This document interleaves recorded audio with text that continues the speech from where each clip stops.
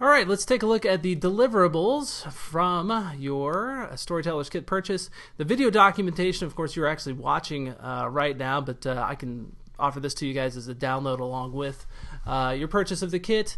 Your setup guides are going to be your PDF and or alternative iBook format, which would be available from the iBook store, or since it's just a free guide, I can also make it available directly from Cartoon Smart's site. So if you are in a country that supports the iBook store, probably that's going to be your best bet to go through there, because you'll get pushed updates or notifications when the guide is updated. Otherwise, you can just check back from time to time at Cartoon Smart's site. And again, if you're an international customer that's whose country does not yet support the iBook store, that's going to be your best version.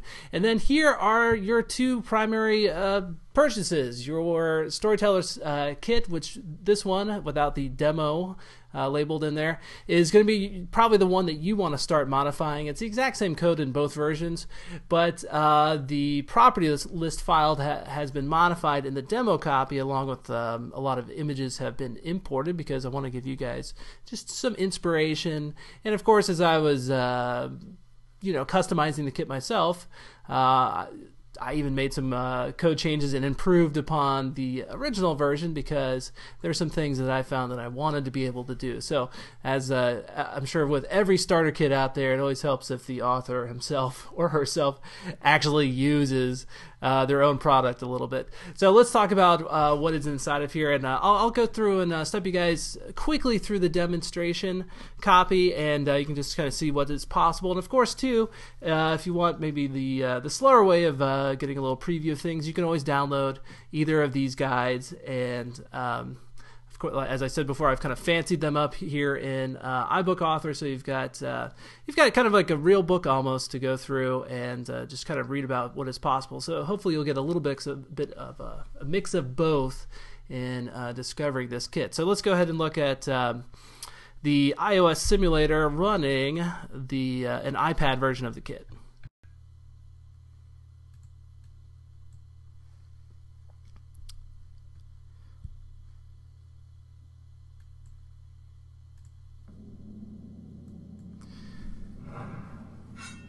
Okay, so I do want to reiterate this quite a few times in the video. No programming on your part would have been required to do anything that you see in any of these pages. Everything is currently set up just through a simple list. All right, every image is being displayed that way. Every bit of animation, every movement you saw in there, the particle effects, all the interactions, all through a property list file. And you can click in hot corners of the page to make the next page transition, or you can have any image be clickable to go to any other page. So for right now, if I just click anywhere, it is going to go to the next page. And what you might have noticed, and which I tried to emphasize in here, is that I want this to look like one continuous page. So I kind of had the border run off or run toward the next page here, and same with this big swooping kind of cape thing right here.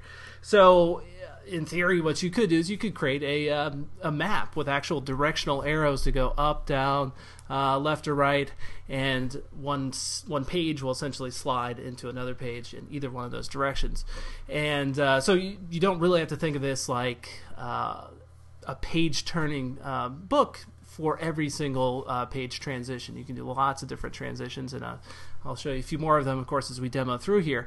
And what you're seeing right here is just a scrolling background. You can there's a property specifically for scrolling background. So this is just an image with these blur effects in here that's just getting repeated going left, and of course you can change that to be right as well. And just one very simple interaction here. You could just click on this. The text will go away and then swipe back in like that. So and here's some images that are set up to be clickable to go to different pages. So let's click one of them. And just a little subtle movement here in the beginning with a few layers of artwork in the background moving at different speeds to kind of give you that realistic effect. And of course, text that's popping up. Every one of your bits of text is images, okay? And I think that's just the easiest way of handling text. Now, this little guy right here, we can click down on him and move him. And the frame rate for this is not as great as it is in the actual device. Number one, the iOS simulator plays things at about 30 frames per second, and the devices all play things closer to 60 frames per second. Also, too, the frame rate of this movie is knocked down to 15 frames per second, so it's not too big to stream in. So you're seeing probably a little bit of a choppy version of this, but as I drag this guy around, it's also adding a particle effect in the background. It's a sun particle effect, and I've just set it to die off pretty quickly as you pull him around like this. And of course, this is an animated sequence right here. It's just 6 frames of flames just looping around like that. And the movement, and there's a slight rotation movement in here too, is also again set up through a property list, and movements as well as rotations, fade outs, scaling, even flipping on the X or Y axis are all things that you can just add very simply with just a couple of numbers thrown in there. And they can also be reversed too, and that's optional. But so in this case, it's just reversing the movement and also reversing whatever rotation is going on in there. And of course, you also see a smoke background occurring in the background. What else can I say about this page? Well, when you click down, you're hearing a sound of the character making a "arr" noise, or my volume's not too high, so you're probably not really hearing it. But the particle effect is also making a sound back there too. So every page can include background audio, like a looping kind of ambient musical track, or just birds chirping, whatever you want.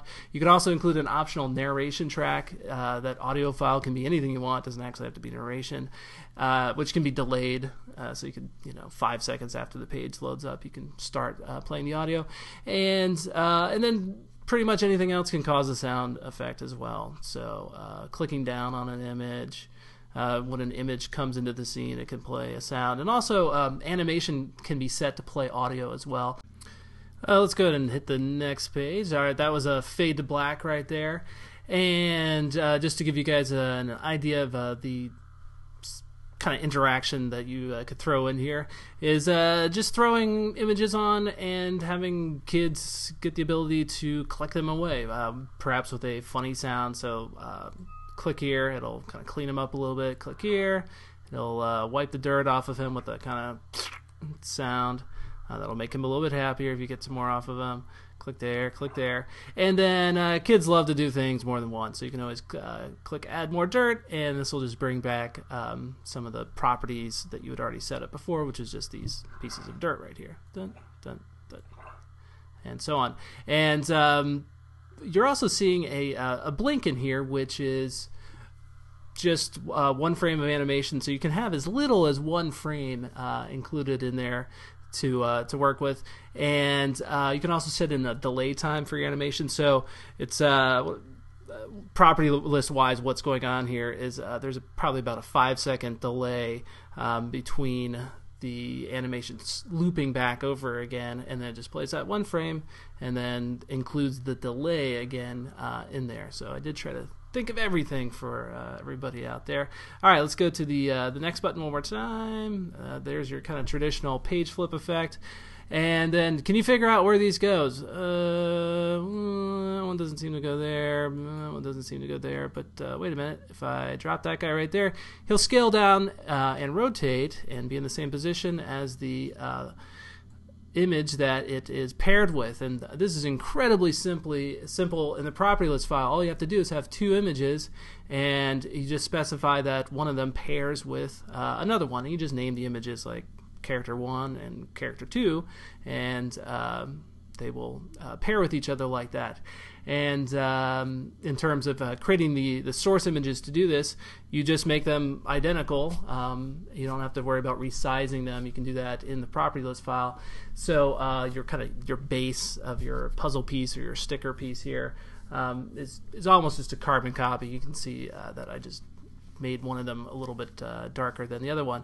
So and yes, this could work for a puzzle or just a kind of sticker page. You can make stickers out of any object that is just set to follow the touch of the user, because essentially that's all a sticker is. You just put it somewhere, you leave it there. You pick it up again, you leave it there. But in this case, it's kind of a lock in place sticker page or puzzle page, but I didn't feel like making a puzzle for this demonstration.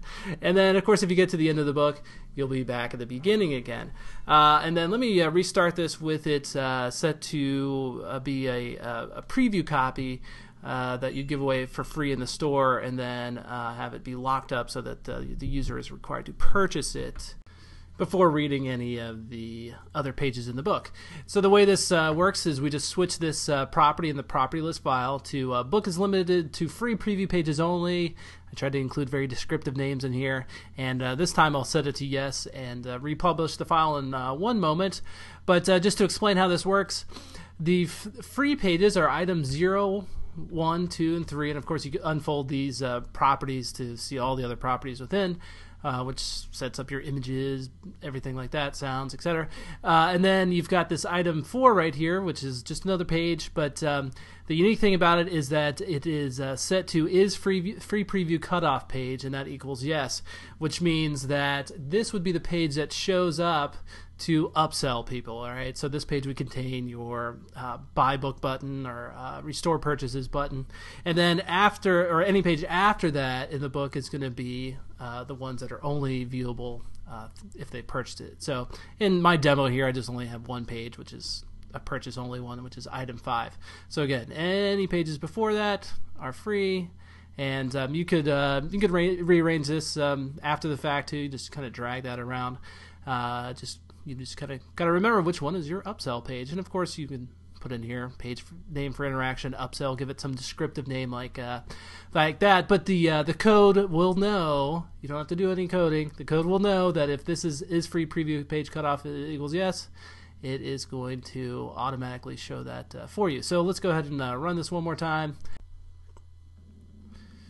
Okay, and here we go. By the way, one thing that you're not seeing, because it's clearly getting cut off, is the output window, which I'll show you guys in just a moment after we just test this out. I got tired of kind of clicking through every single page to get to the preview page or the preview upsell page.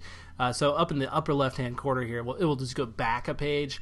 And if the book goes back or tries to go back to the end of the book, the final page, but it's a free preview, it will, of course, show you just the free preview cutoff page. So this says want to read more, and then you got 2 buttons here, just rotating, buy the book or restore past purchases.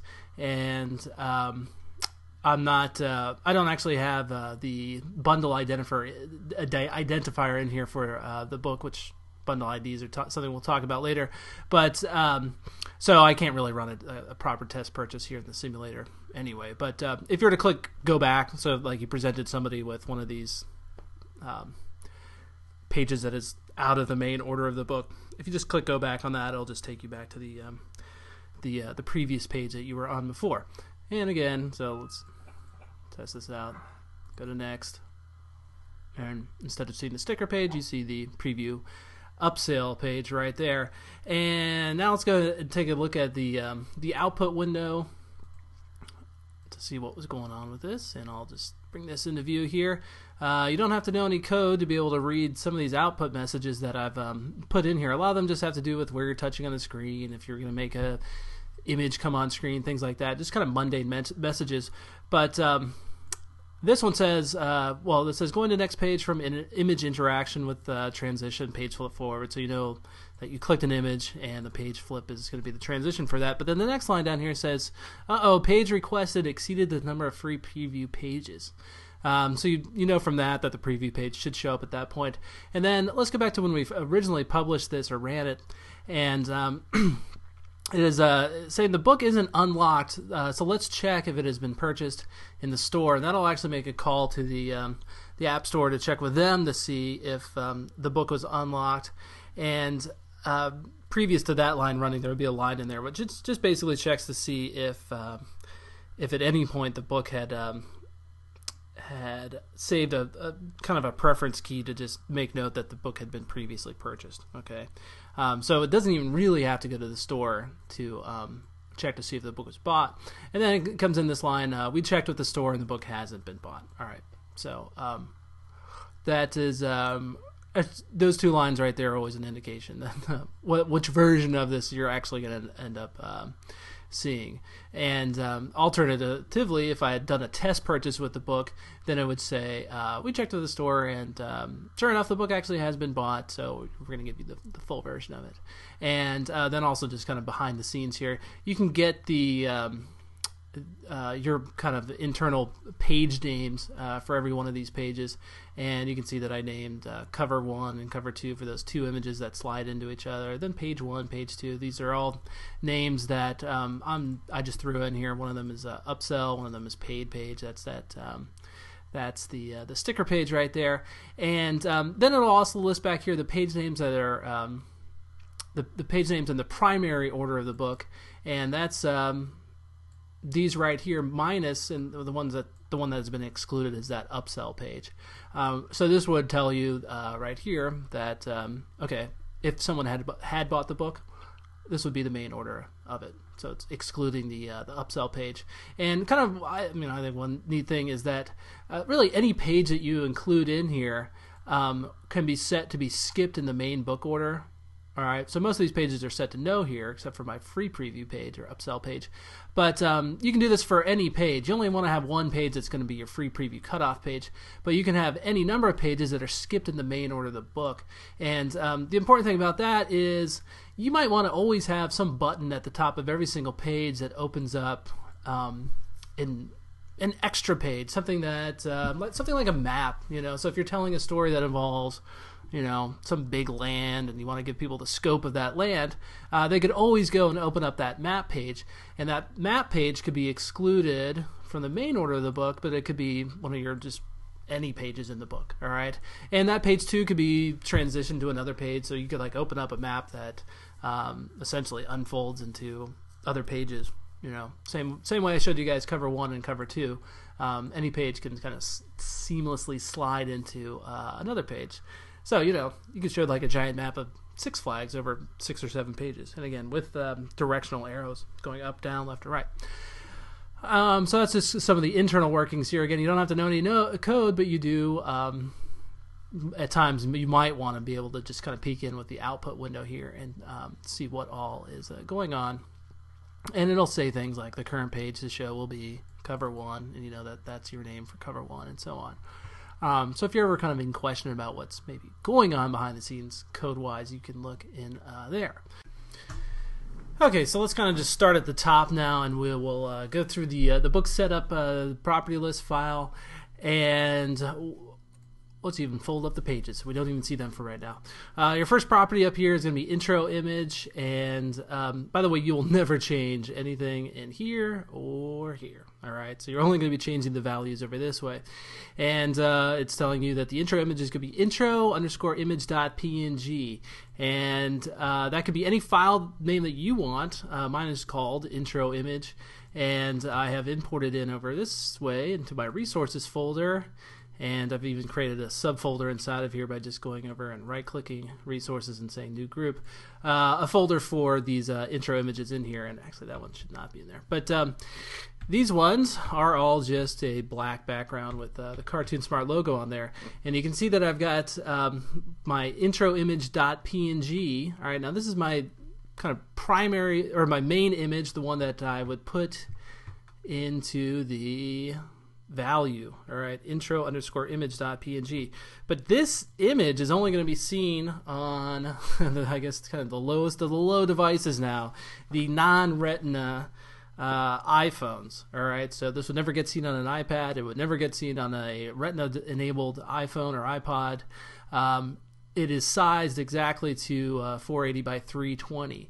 Now, the next image up right here is this introimage-hd.png, and this would show on the Retina display iPhones. And then you've even got the introimage_wide-hd.png, and this would get seen on the Retina-enabled iPhones that are the newest ones, the wider 4-inch models. And then I've got -ipad.png. This is going to be your iPad mini, your iPad 1, your iPad 2, and then finally for your iPad 3 and or newer, you've got the -iPad HD. So essentially, every image has, it could potentially have 4 other images in here. You don't do anything well, ever with the code in this kit, but you don't do anything in your property list file to specify those device variations. You just put in here the base name, all right, intro image.png, and then behind the scenes it's going to know to pick out those particular images based on what device it is running on. So that's a good reason for you to not only test on, of course, the devices that you own, but you can set the simulator to test on the iPhone as well. And of course, actually, for my demo here, I didn't feel like making all those alternate copies for everything, so I just put that that iOS application target is just going to be for iPad devices. But I would suggest, if you're going to sell a copy of the book, if you're going to sell one, you might as well set this to universal and just go the extra mile and create alternate copies of every image for the iPhone and iPad. And other than creating other images, it just involves a little bit of extra placement in terms of figuring out the location of stuff for the other devices. Okay, so universal, iPad, or iPhone only. That's what those mean. So going back over to here, we now have an intro image time, and actually I should explain where this gets seen. This is slightly different than your kind of opening image to the app. All that stuff is set up by clicking over here and then going to targets, and then your launch images are completely different than that intro image right there. Your launch image, when you test, because it takes a little bit longer to kind of initialize the app when you are debugging it, you might see your launch image for a few seconds, 2-3 seconds, but once it's actually installed on your app on your device, the app only takes maybe like half a second to load up or something like that. So that's the image you would see really quickly there. And then, kind of over the years, developers have realized, well, maybe it would be nice to have something more like an intro image, and that is what this is. So you can actually set the time for to show how you can set the time for how long you want that to be seen in seconds, and then this next number here is the intro transition time, so how long it takes for the page flip effect to occur. And then this intro image transition is what actually specifies that this is going to be a page flip forward. So what are your other options for that? Well, for me to just tell you guys all of them, you'll probably forget pretty soon. That's why you've got over here in the this is the PDF version of the documentation. And if we come down to transition type transition type,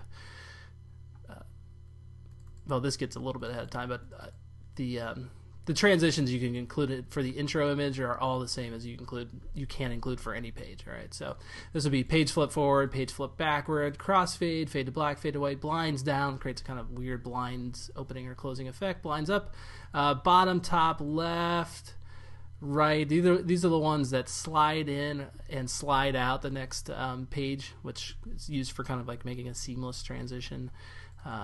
And then flip X creates kind of a neat flip effect, flip angular, jump zoom, kind of the silliest one, clockwise, counterclockwise, looks like a clock, splitting the columns, it's sort of a little bit like the blinds up, blinds down one. And then this default one right here, if you were to actually misspell any of those values in there, if you type page flip forward and put a bunch of accidental characters afterwards, you would end up seeing the default transition, which fades to red. All right, so if you ever see your transition, your page transition go red like that, you know that you just put in a unexpected value right there.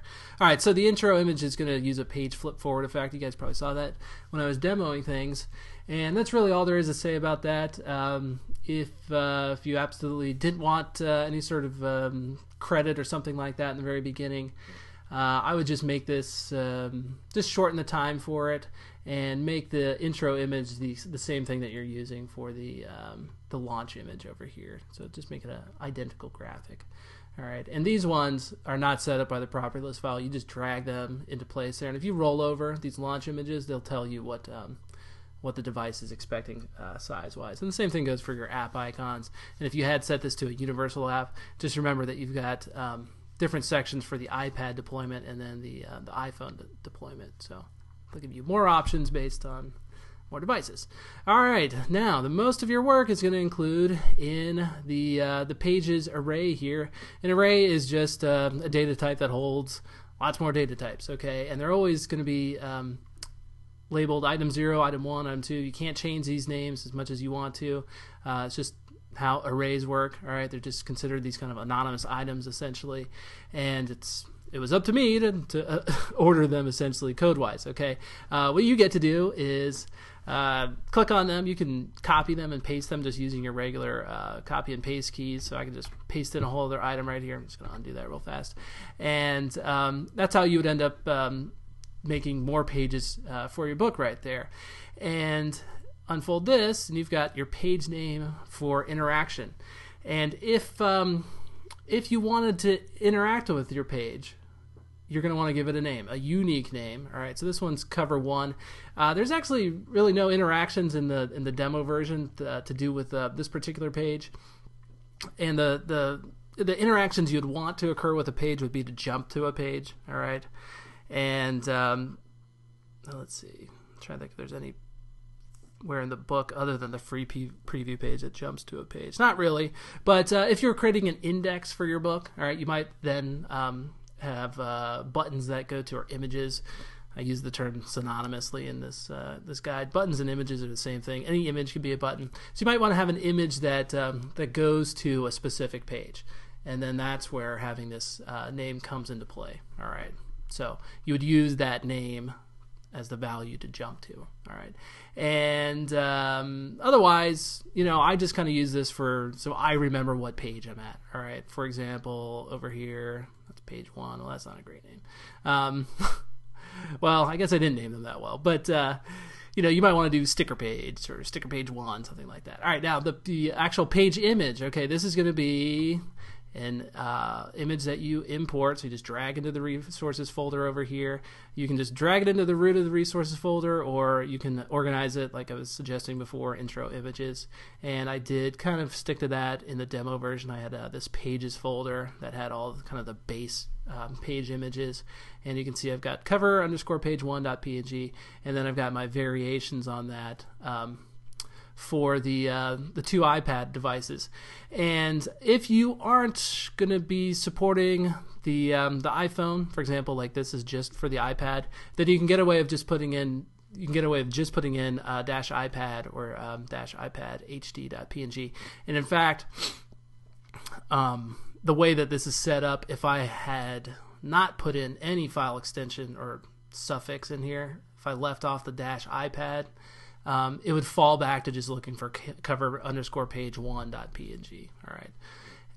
So let's go back over here. So you see that this is kind of the base image for that page, and that always gets put at a z depth of -1. A z depth can be set for any of your particles, your images, your scrolling backgrounds, and you have the full range of negative numbers or positive numbers in there. Any number above -1, like 0 on up, is visually going to be on top of this cover page right here. Okay, and any number below -1 would be visually below it. All right, so when you're layering your images and stuff like that, just keep that in mind.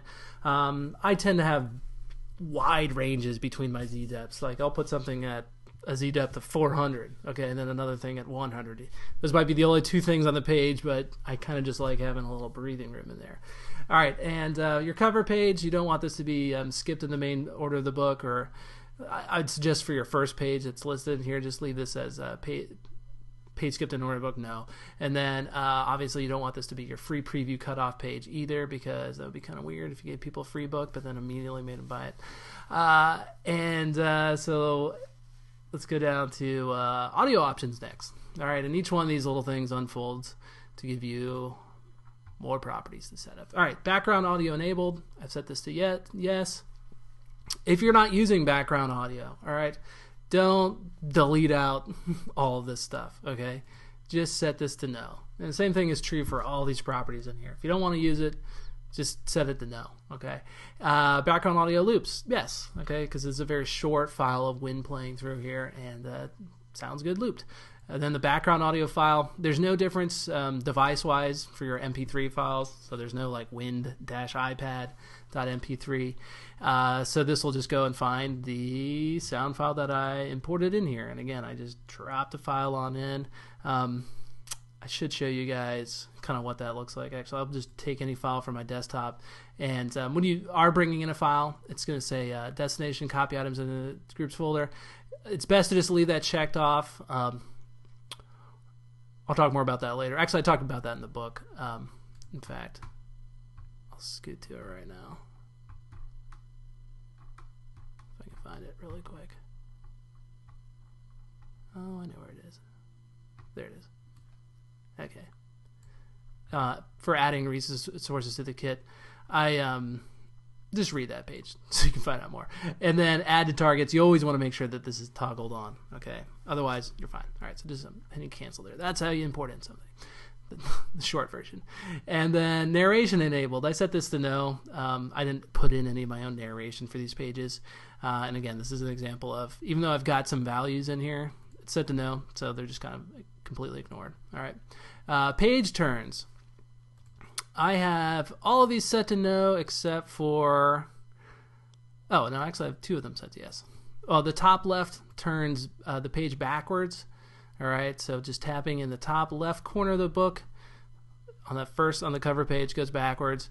I would suggest hitting no for that for most of you guys, just because your cover page, I think, intuitively should kind of just go forward in the book. But I don't know. I mean, as you're testing things, you might want to do the same thing I'm doing, which is just have an easier way to get back to the last page, so you don't have to flip through your book every time you want to run a test on it.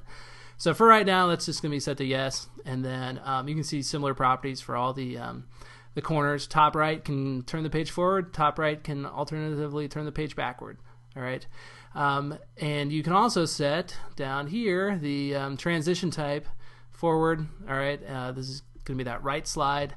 And then the transition type backward fades to black. All right, so different transitions based on backward or forward. And there's also, of course, your page flip backward too, okay, and page flip forward. Now, the reason I bring this up is if you're writing a book, an Arabic where or Hebrew where the pages turn the opposite way than what most of us are used to, then what you would want to do is just reverse these right here. So you'd go page flip backward and then page flip forward. So any page going forward sequentially in number is actually has the appearance of going the opposite, or the page flipping the opposite way. So I'm just going to undo that real quick though, because I like that little right slide in there. And then you can see I've put in here anywhere turns page forward. These both can't have yes on them, all right? If it did, the priority goes to anywhere turns page forward. So just clicking anywhere on the cover goes forward a page, all right? Pretty easy to understand. And then the transition time is just 2 seconds, all right? And then as for reverse transition, just leave that to no. And that's actually a property I think I could probably completely delete now, because come to think of it, when I put that page flip forward and page flip backward as two separate properties, I'm not using that now. So anyway, that can just stay as no. It's harmless. And then image overlays. All right, so this is when things get really interesting. Most of your work is going to be done in the image overlays array. All right, so it's an array within another array. There's lots of images you can put on the page. There's 7 right here, but you could put in probably 100 of them. And again, just like the other items in the page array, you can copy and paste these things. So, for example, let's see. Let's find a good one here. Where's the next button? Might be down here. Or maybe it's... where did I put those guys? Oh, that's right. There's no next button on the cover page. I forgot about that. All right, forget it. I was going to show you how you could easily create a back button by copying and pasting a next button. But all right, we'll unfold item 0 here, and enabled is set to yes. And let me kind of bring things up here to the top so you Just gonna ignore some of the other stuff up there. Enable is set to yes, which means that this image will automatically get added to the scene at some point. All right. If you wanted to have the image kind of saved for later, maybe it'd be something that you click on another image and then this one gets added, then you'd want to set that to be no. All right, and then this is obvious, the image file. All right, again, story_begins.png, but the actual files that I'm using for this are the story begins -iPad and -iPad HD. All right, Z depth, I just put this at 101. I don't know, just arbitrary number there. Name for interaction, I don't actually interact with this image, but I just put in story begins anyway. I kind of typically did that, like I just kept the name for interaction similar to the image file name. And then the tags are completely optional as well. I think for most of these in the demo, they're all just at 0. If for any of my custom coders out there, for anybody that actually wants to get in here and do some custom programming, that's where you might want to use the tag to kind of ID something or other. And then delay time to show image. You don't have to show your image right away, okay? And if you weren't to show it right away, any of the interaction involved with that image is just not going to be there. All right, so delay time to show the image is 0 right here. This is just a number in seconds, so 3 seconds, 4 seconds, whatever you want. Play audio file when image appears. That's set to no, but I just left in the value down here, swish.mp3. Self-destruct in seconds. You can set an image to go away. The clock starts ticking after the delay time to show image. All right, so if this was delayed by 5 seconds to show, and you set this to be 5, then it wouldn't start counting down its self-destruct seconds until those first 5 seconds, played through and it was actually seen on the stage. Follows touch. You can enable an image to immediately follow the user's finger on stage. All right, and just set that to yes. Okay. You can also alternatively set it through the interaction properties down here. You can make any image get set to following touch by clicking any other image or itself. Okay. The thing with the following touch is if you had like a bunch of images that were all initially set to follow touch, they are all going to do that. Okay, so they're all going to just kind of be piled on top of each other following the touch. All right. Let's see. Let's go down here to the movement transitions. Okay. Now this is disabled. All right, move transitions enabled is set to no for that story begins image. And in case you want to see what I'm talking about, that's that just kind of image that was on the swoop in the very first image of the cover. This is not enabled, but we end up using the finished iPad location in this case to place the image on stage. All right, so even though it's not enabled, we're still using some of the data inside of here. All right, now if this was enabled, the image would start at the iPad, or if it started this location right here and then move to this location in this amount of time. All right, the move transition time. And then alternatively, you could also set it to being reversed. So you could go, you could set that to yes, and then the image would go back to the start location, and then you could have that repeat like 10,000 times. And then alternatively, you can also set the move reverse time to be different than the initial move out that way. So, an image could take 5 seconds to get to the finish location and then go back to the start location in 1 second. So you can just kind of do some fun things with that. My example that I use in the book, I think a couple times, was, like a fish just swimming back and forth. Okay. Let's fold that up. I'm trying to think. Actually, there's nothing else we need to talk about there. By the way, that your time settings can all be in decimals too, so you can do 1.5 seconds.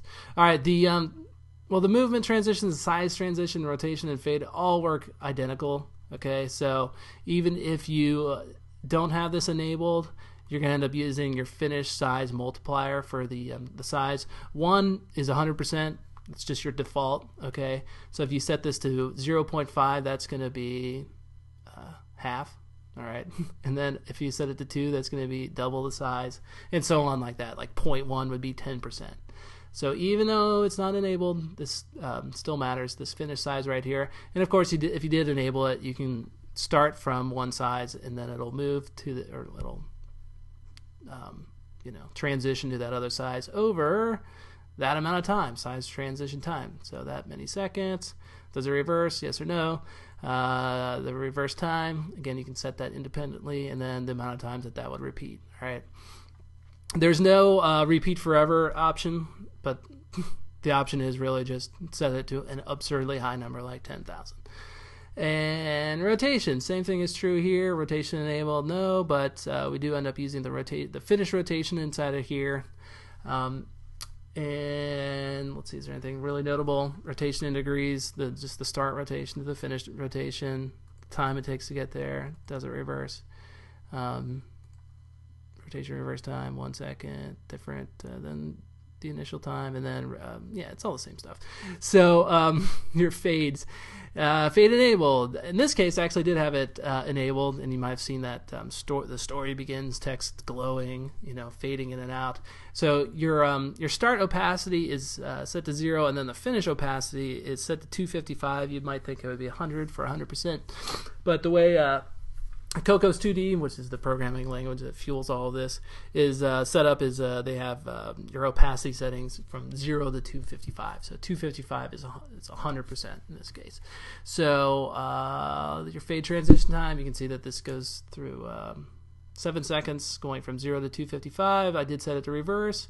The reverse time is a mere 5 seconds, and then the fade reverse repeats is just set to 1,000.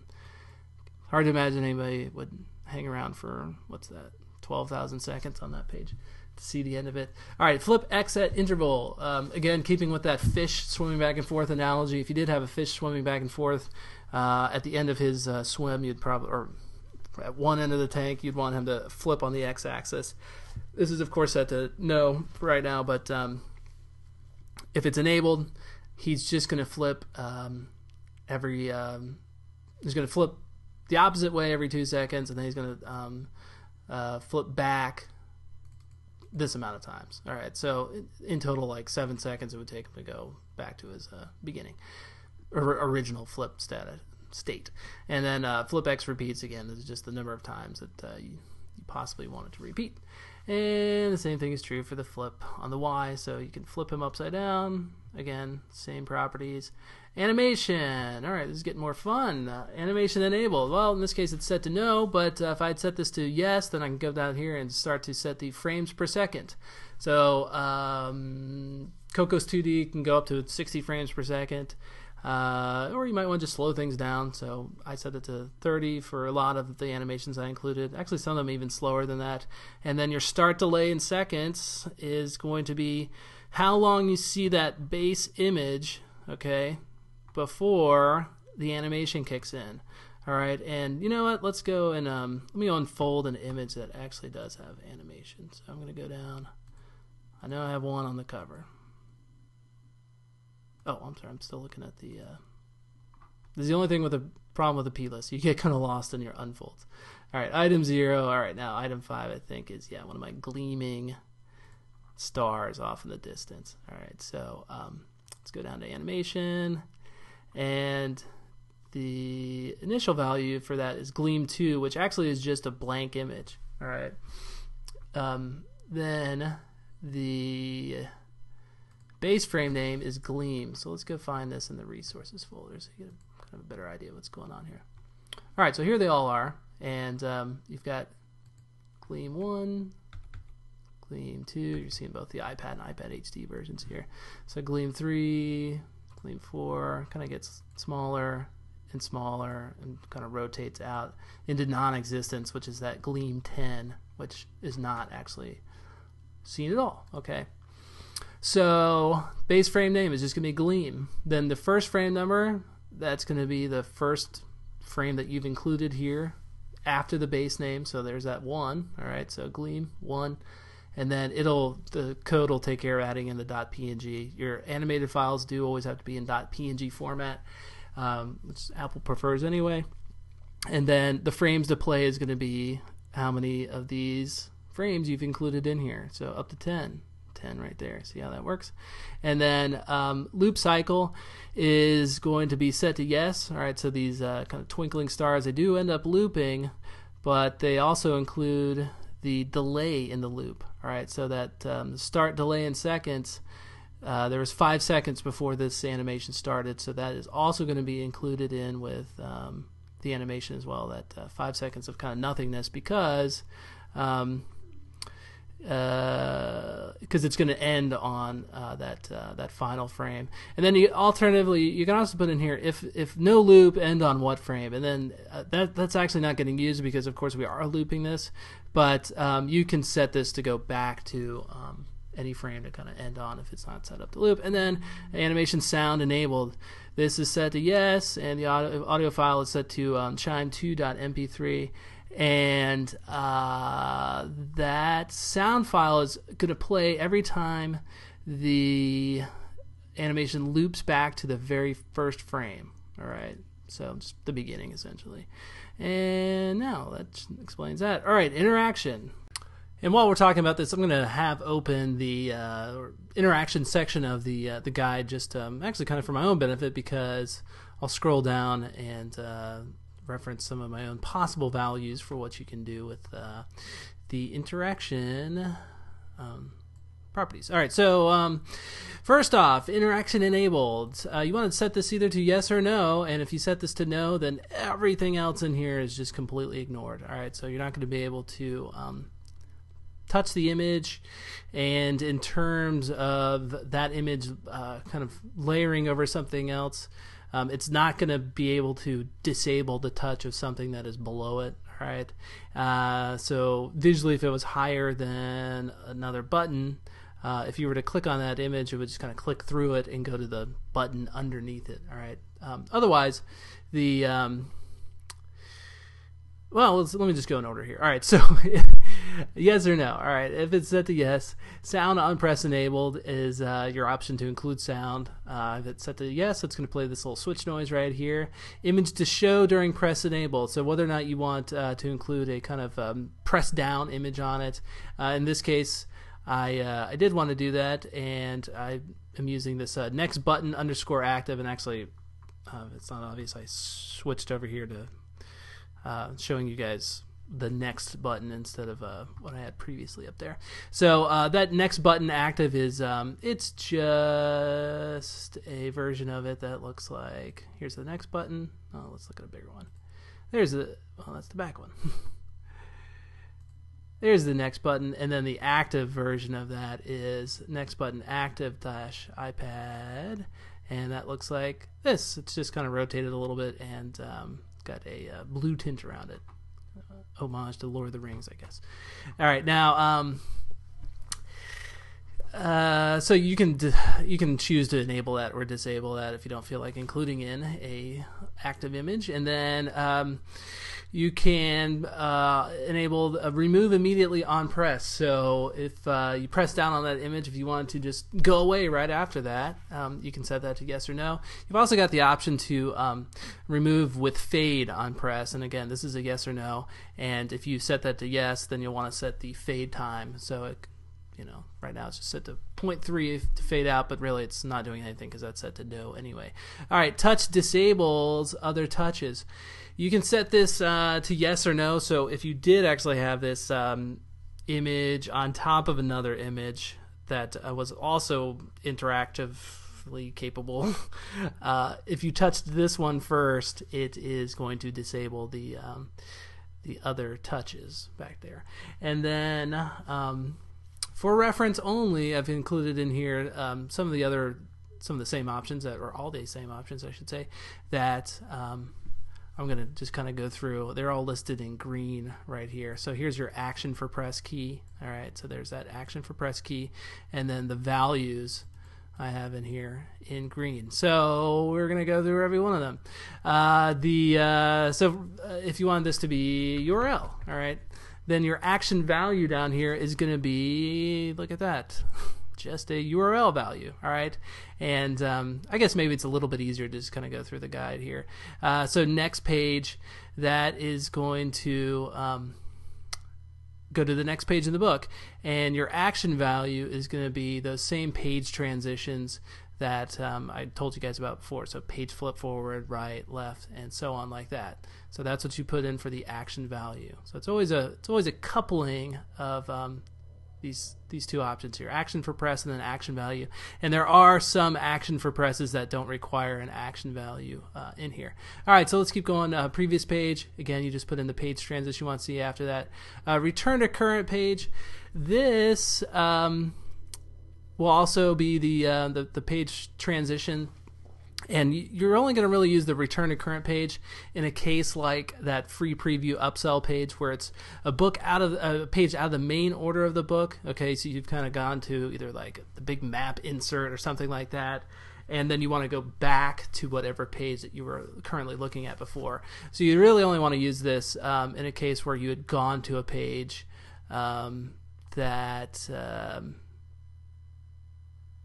that was, again, out of the main order of the book. All right, so your next value down here is go to page by name, and I mentioned this before. Your page by name, or that name, is going to always be this page name for interaction. All right, so let's get back down here. So you're just going to put in, for the action value, that page name for interaction property. And there's a few variations on this that I included.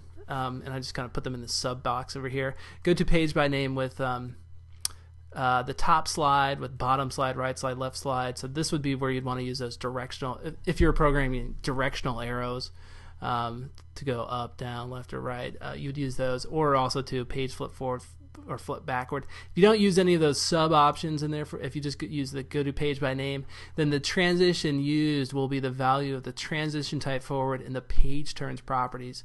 Okay, so in that case, it's just going to resort to using whatever you've already put in for this option. Okay, so these are just kind of like some kind of force overrides. All right, now tweet. You can tweet from the book, in which case your action value is going to be whatever message you want automatically included in there. And when you start to submit in your managing of your apps in iTunes Connect, they should, as soon as you get it set up but not submitted, you should be able to see what your potential link in the iTunes store is going to be. Okay, and I can't remember exactly where it is, but you can click on it. It'll just say, this app is not available in the U.S. store at this time, whatever. But you could include that, or part of that, or that URL as part of your tweet message. Okay, so you could write, hey, I'm playing a great book available at, and then list in there that URL. And maybe if you don't get the URL the first time around, your second version that you submit to the store can have it in there. So anyway, and that's just kind of what I'm getting at right there. All right, now add image by name. You can add any image, whether it's enabled or currently disabled, by finding its name for interaction. All right, so that there's that story begins one. So if it was already on the stage, it's just going to create a duplicate copy of it on there. And most likely you'll probably just want to add images by name for images that aren't currently on the stage. And so let's see, kind of want to keep down here with the interaction. All right. So again, your action value will be that the image you want to add, and then remove image by name. So if you enter this, again, you're going to put in there the name for interaction of the image that you want to remove. And play animation. All right, same thing is true here. Just add in the image that you want to start playing, and the animation properties will kick in for that particular image. If it's not already playing its animation, it will start to play it. And then same thing is true for your stop animation. Again, just looking for that name for interaction property, so it will stop any animation that's playing. It's safe if it's not currently playing anything. It should be fine. And then buy book. All right, so if you enter this, your action value can be left blank, and at which point it's going to kick in trying to go through the normal process of buying an in-app purchase. All right, and this guide talks about setting up the in-app purchases. The big thing to remember is that well, I don't know if I should talk about it now, but all right, I will. You are just going to use this ID full book when you set up your in-app purchase. All right, so it's just going to try to make an attempt to buy that in-app purchase associated with the full book ID. And actually, that's all I'll say about that for right now, because there is a whole part in this guide that talks about setting up the in-app purchase and everything involved with that. If you've never done it before, read that for sure. If you've already got a handle on it, then what I just told you is probably good enough. All right, now restore purchase. Okay, if you enter this, your action value can also be left blank, and the app will go and try to restore any past purchases, or really the only one that it's set to restore, which is that full book one. And Apple now requires you to always include in a restore purchases button. So wherever you put in the image to buy the book, I would go ahead and put in your accompanying restore purchase button, okay? Because if for some reason their license or whatever had gotten wiped out, if they had deleted the book and then they're downloaded it again, whenever they see that buy book option, they should also see the restore purchases button. And when you go to submit your app to Apple, I would leave a little note in there for your reviewer. You have that option to just tell them where you put the restore purchases button, because your app will get rejected if you don't have a restore purchase button somewhere in there. All right, so be sure you include an image in there, and this demo copy has that already of an icon that just says restore past purchases. Okay, and you know what, I'll go ahead and tell you right now that if you scoot down to the very end of your plist file, you've got a successful restore purchase image, and that's just called restore success.png, and an unsuccessful one, restore failed. Change those images to be whatever you want. Mine just say past purchase was a success, or purchase or book unlocked. I can't remember now, but and then you've got the options to place those, or the location options to place those. And you know, I didn't actually mention this before when I was talking about the movement transitions, but all of your locations are just going to be in this bracketed format right here. So this 280 is going to be the X and 200 is going to be the Y. And then yeah, all right, so moving onward. Now add particle by name. If you enter this, same thing applies. We haven't actually talked about particles yet, but if you were to skip down to particles, you can see that they also have a name for interaction in here, so that's what that's referring to. And that will add a particle by name. Same thing with remove particle by name, just wipes it out. And it says here this will actually make the system die off first, then the system will remove itself, typo, based on the removes after dying in seconds value. And we'll talk more about that later when we get to the particle images. And then drag image. All right, so if you enter this, your action value is going to be that name for interaction property of the image that you want to drag. Even if that is the image that you're clicking on, you'll put in that value right there. So, you know, like if this is drag image and you want to drag the next button, then you're just going to put in here that next right there. So even if it's yourself that you're dragging on, but you can set any image to be draggable by clicking any other image. And then stop all dragging.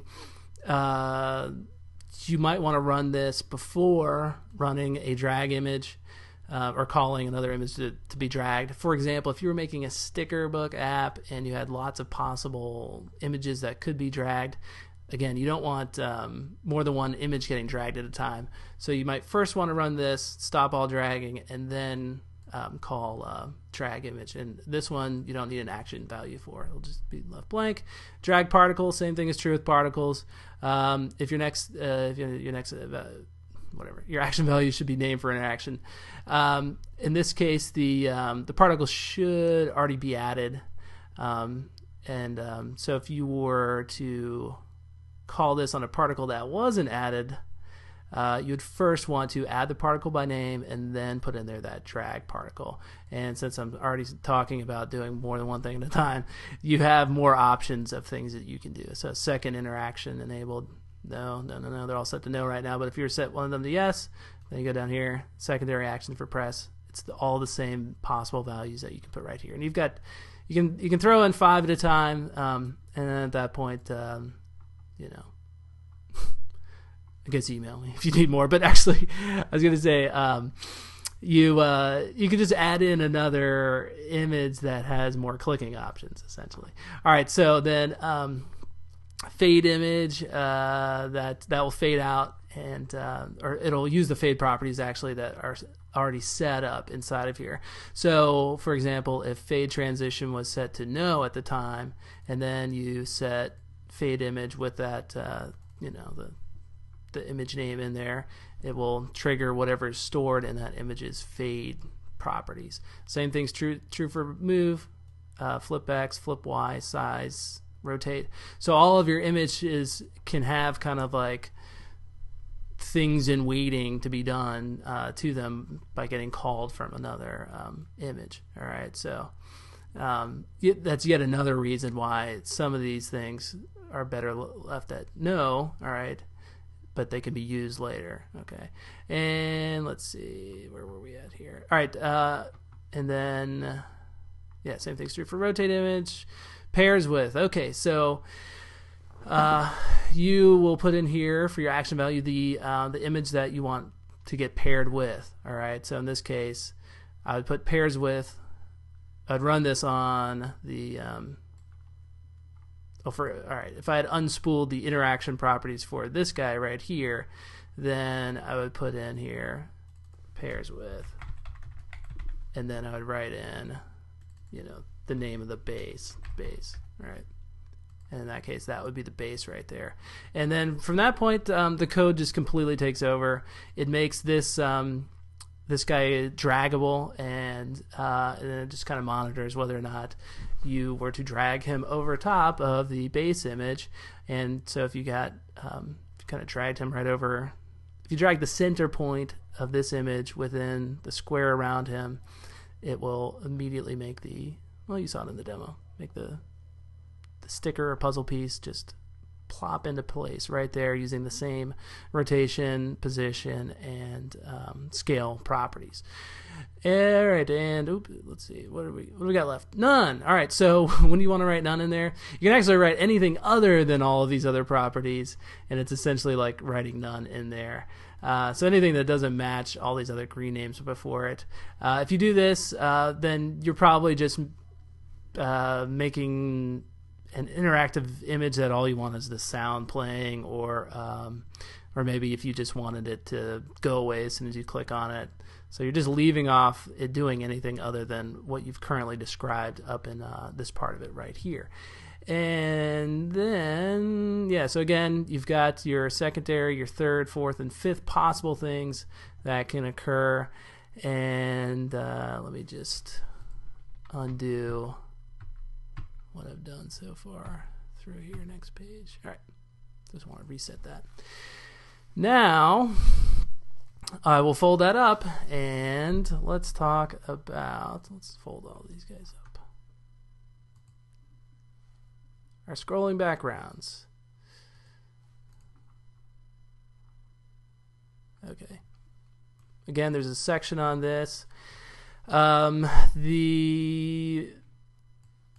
any image could also kind of be used as a scrolling background, but I specifically made a class for scrolling backgrounds because to do them right, I think this is the best way of doing it. In other words, all right. So enabled is set to yes, and image file. All right, this is just the image that's going to scroll past, and that file has to be in these sizes. All right, so for the iPhone non-Retina, 512 by 512.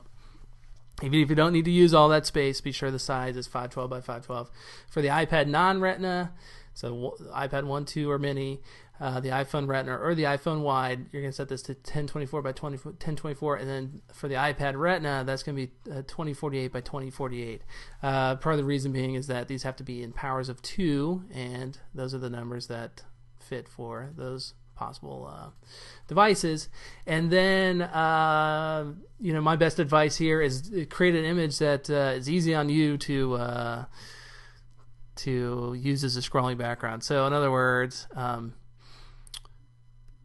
if it was this cloud image right here, I probably wouldn't worry about cutting off one cloud and then continuing it over this way. I'd probably just bring all these clouds up to the very edge of the image, and then you know, it would repeat pretty well just based on that. But you can, if you want, start clipping things. Just be sure that if you clip something, it reappears over here, because code-wise what's happening is it's just basically laying out one copy of this next to the other copy. Okay, so let me do that again. So one gets placed right over here, the identical one right over there, and it just goes across the screen at the scroll time. So in this case, these were the blurs that were kind of going fast on that second cover page. So they're going by pretty quick. But later on in the demo, I have a scrolling background that's set to like 20 seconds, 30, 40, whatever you want. You know, make it go by kind of slow. And then you can also reverse the direction. So whatever that default direction is, I think it's left or right, you can switch that to yes, and then it'll go right to left. And then the backgrounds are always getting set at an exact X location based on the particular device, but you can offset the Y location, so you can move the image up or down.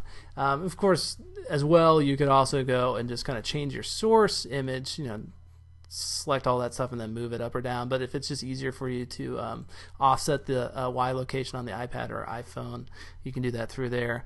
And there's no offset Y location for the iPhone wide, because the only difference between the iPhone wide and the iPhone 3.5 inch is the width. There's no height difference.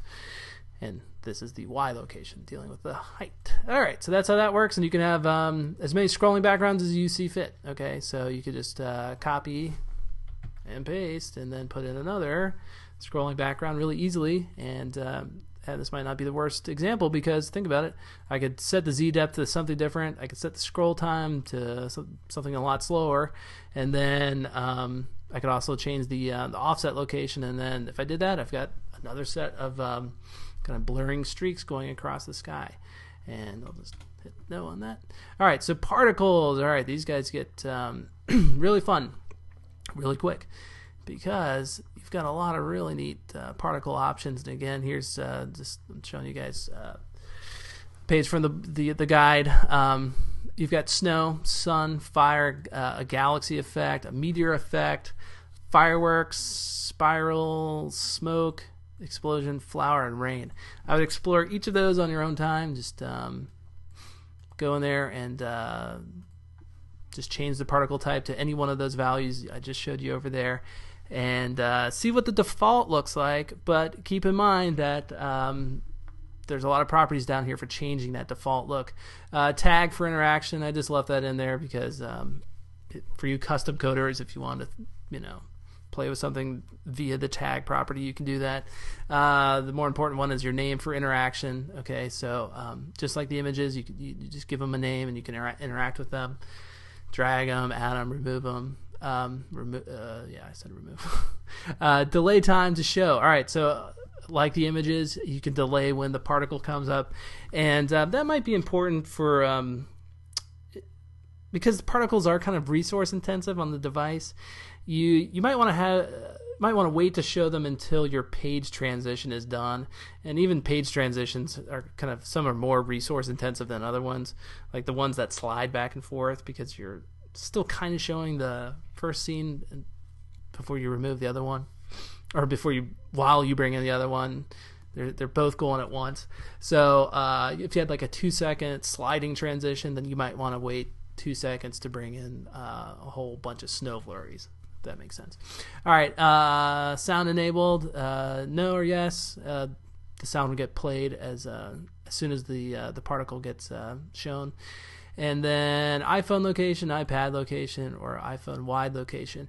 You can put in these in the usual XY format. Don't forget the brackets. Or, this is pretty cool, you can type in here, and I mentioned this in the guide as well, you can type in here random. All right, so it'll just randomly place the particle somewhere within the screen width. And again, so I'm just going to, there you go, you just write in random. Or you can also put in the name of an image. So, you know, we had in there next for the next button, right?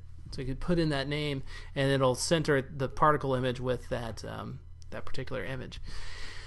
And by the way, the random locations, you can put random in here for any of the images as well too. Okay. All right, now dies off in seconds. So that's how quickly it dies off, and I did that with the that sun effect that's kind of chasing after the draggable character in that one with the flames, that scene. So it dies off just a second after getting added onto the stage. And then you can also set in here the removes after dying in seconds. And the reason that there's two different numbers here for this is some of the particles kind of die off really quickly. The snow is an example of it really doesn't die off fast. Like the existing snow flurries that got added are still on stage for a while. So you might want to set this to a high number for removes after dying in seconds. So that's when the entire particle system is like completely removed. All right, and it could look abrupt if you don't let the particles have their amount of time to die off. The fireworks is another example of that, where if you kill them after 2 seconds, you might want to wait another 5 seconds before removing them. Size multiplier, you can multiply the size. So if you don't like the default, 2 would be 200%, 3 would be 300%, 0.5 would be 50%, and so on like that. The Z depth, again, you can just put it anywhere you want. Layer wise, follows touch. You can set this to yes or no to follow the touch of the finger, and there's really neat effects you can do using that follow touch property. And then enable color changes. This is set to no, but you can change the amount of red in the beginning by going from 0 to 1, so decimal values in there are allowed. And so like an end red would be like set to 1 would be full red, and so on for green, blue. And this is one of those times when it's best to just trial and error away. If you enable color changes to yes, that's when all these properties get kicked in, and just see what looks good to you. All right, the default for all of these systems looks pretty neat. All right, but like the Meteor one is always a blue. Okay, so if you wanted it to be green, then start toggling these options over here. Maybe take out all the blue first. All right, start alpha. That's 0 to 1 again for the 0% alpha. 1 in this case is actually 100%. All right, now change default particle image. That's set to no, but if I set that to yes, then I can use another image that I've imported in here, and the device variations of this do apply. Okay, so right now, where is it? Particles. Okay, right now the default image is this fire.png, and then you've got variations for the other devices through here. And oh, look at that, I forgot I'd put in a slightly yellow one. I was playing around obviously with making sure that these were working, but I might have to remember to change that to being white again. All right, those are the defaults, so it makes sense that if you want to change that, you just put in your own image, and again include the variously sized up different ones for the different devices. But again, you can control your size kind of in mass, the overall particle system through your size multiplier. And then you can change your default gravity. If you do this in your output window, it's going to show you what the previous gravity was, and then these are your changes over here. So negative numbers pull to the left, positive numbers on the x-axis pull to the right, negative numbers on the y pull down, positive numbers pull up. Just remember that. And again, if you need to kind of consult what the previous gravity was, the default, look in the output window, it'll tell you that. Same thing with the emission rate. So if you do change this, then it's going to spit back out what the emission rate was before. And that's an important one to kind of note, because some of them place a lot of particles on the stage at once, others don't. And so if you want to change it, you kind of need to know what your base value is going to be. 11 might be more than the default, or 11 in this case might be less than. Just depends on the system itself. And then of course, like all the other arrays, you can just copy and paste the your existing items in there. And that, I think, does it. I just folded up all of the properties for each page. The last one I didn't really mention anything about was this request Twitter access on first run. I set this to no. If you want to set it to yes, go for it. You'd only want to do that if probably, I don't know, if you just wanted to kind of pre-grant Twitter access for the that particular app. Otherwise, like when you try to tweet something, then you'll get the user will get that prompt like, do you want this app to access Twitter? Okay, so that does it for all the property list properties that I'm going to talk about in this video. What I'll do is I'll cut to a second video, and we can talk a little bit about submitting your app to Apple and a little bit more on the in-app purchase. Just remember that in terms of you guys customizing your kits, you don't have to start with my demo version. In fact, it's probably better to start with the other stripped out version that really just has one page in it right now. But of course, you can use the demo version for a reference, and if you want to copy and paste any of the items in here, they would copy into the other property list file just fine. Okay, so that does it for this video, and I'll probably say this again, but if you make a great app with this kit, definitely tell me. I'd love to feature it on the blog or help you get the word out about it.